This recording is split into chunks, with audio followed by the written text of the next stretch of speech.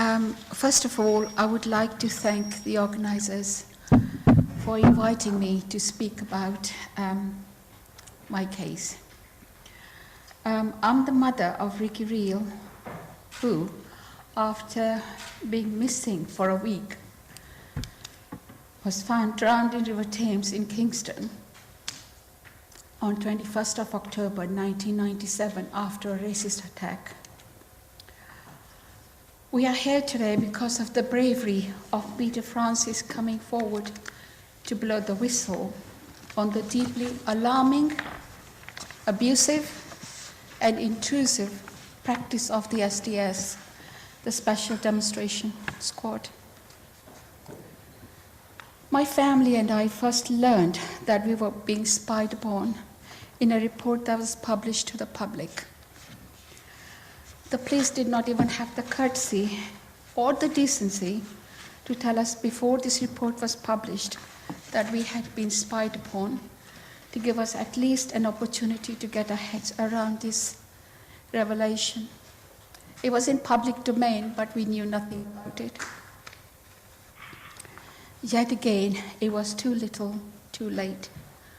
Not enough information or details about when we were being spied upon, or why, and why this information was only being given to us more than 15 years later after the spying had taken place.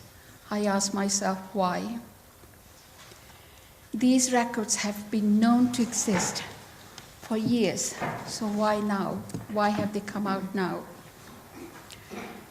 There followed 2 meetings, one with the Credence team, who were investigating the Met, and then a meeting with the Met. At both these meetings, we were given different information about when, where, and how often we had been spied upon. It doesn't really surprise me. It in fact disgusts me. But I'm used to this dishonesty and incompetence from the police.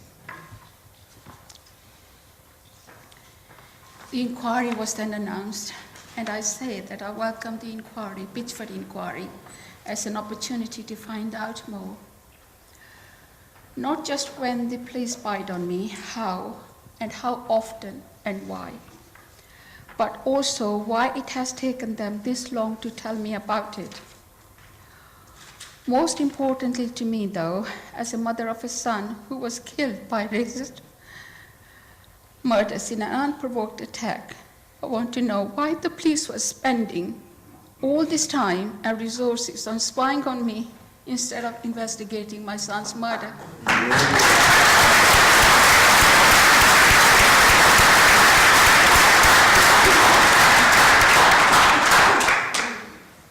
I want to know why those resources were not put to finding my son's killers. I want to know, is it because the police were so busy treating me and my family as criminals, spying on us like criminals, rather than the victims of a racist crime? Is that the reason why today, almost 17 years on, I still have no idea who killed my son? Is it because they were so focused on spying on us in our own home that those killers are still out there and danger to other people? Is that what we call justice? Who gets justice and how do they get justice? Please, someone tell me. I don't know whether this Pitchford inquiry is going to give me the answers to these questions, but I'm going to give it a good shot at getting those answers. Because, and I want everybody to know that, because I will not give up the fight to find out who did this to my son and why the police have yet to find his killer. I'm not going to give up until I get the answers to my questions. I will support this inquiry from the beginning to the end, and I hope I get the answers I deserve.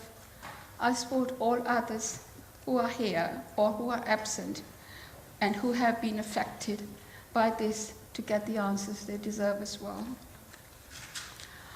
I attended the High Court on 21st of March. I'm not a lawyer, but just a mother who has spent the 17 years trying to find who murdered my son and why. Sitting at the inquiry, I became quite distressed and alarmed because there was a lot of talk by the Met about the police's right to privacy. But there was nothing at all from the police about the rights of the co-participants who were spied upon. We are co-participants, but there are others who are not, and they deserve the same justice as well. And we do not want to wait another 17 years, nor should we ever risk finding out the truth and being left with a permanent doubt about who people really were in our lives. Our rights to privacy were completely ignored. I wonder if transparency will be the pivotal point in the inquiry, or will it be another case of police abuse and corruption being hidden behind closed doors. We need to know the names of the police officers who spied on our family, and also need to be shown their photographs and be able to question them. We all should have this right, and Pitchford needs to hear that. In closing, I will say this, and I think is something that many people have in common with me.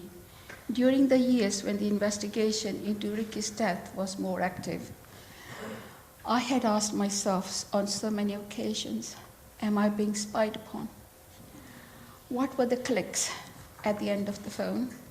The patrol cars at the end of my road?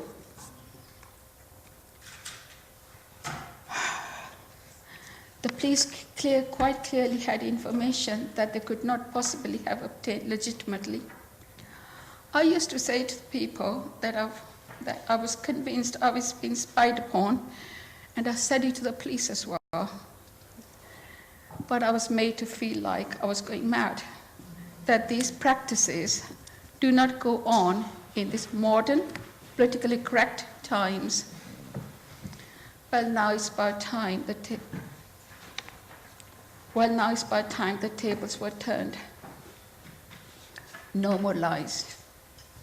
Let police change the habit of a lifetime and give us the truth. No more hiding behind excuses, no more shut doors.